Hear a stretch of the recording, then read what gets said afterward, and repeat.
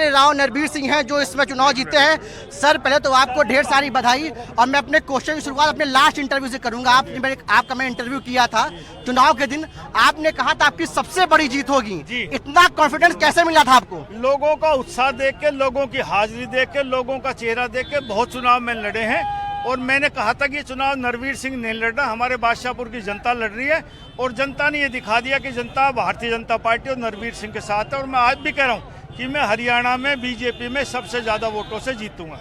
आपने कहा था कि आप सबसे अधिक वोटों से जीतेंगे, आप जीत गए, लेकिन जो बात हरियाणा की हो रही थी किसी को उम्मीद नहीं थी। जैसा मध्य प्रदेश और गुजरात में हुआ था वैसा रिकॉर्ड बीजेपी हरियाणा में सेट कर रही है। क्या देखते हैं और कौन सा काम ऐसा रहा जिसको देख के जनता इतने खुले दिल से आप लोगों का स्वागत कर रही है? सारे काम अच्छे रहे। भाजपा में 36 बिरादरी के लोगों का काम हुआ और सारे हरियाणा का काम हुआ।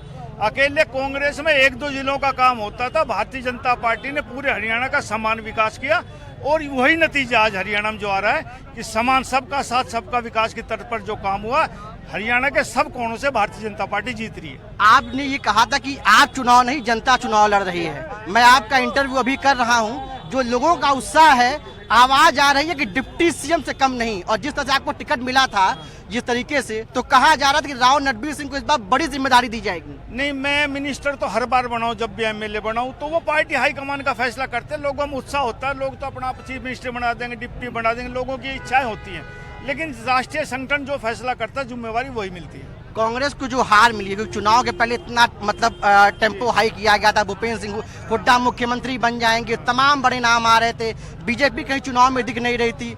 उस दौरान भी राव नरबीर सिंह एकदम आगे खड़े हुए थे और डंके की चोट पर बोल रहे थे कि बीजेपी की सरकार बनेगी। अब क्या कहेंगे कांग्रेस की हार पर, बीजेपी की जीत पर? नहीं, मैं तो पहले भी कहता था, मैं ये भी कहता था भाई मैं अच्छी वोटों से जीत रहा हूँ और भारतीय जनता पार्टी सरकार बनाएगी, लेकिन लोग सोचते थे कि कांग्रेस। मैंने कहा जब मैं एमएलए बन रहा हूँ तो ऐसा हो ही नहीं सकता नरबीर सिंह मिनिस्टर ना बने, और नरबीर सिंह मिनिस्टर बनेगा तो सरकार बनेगी।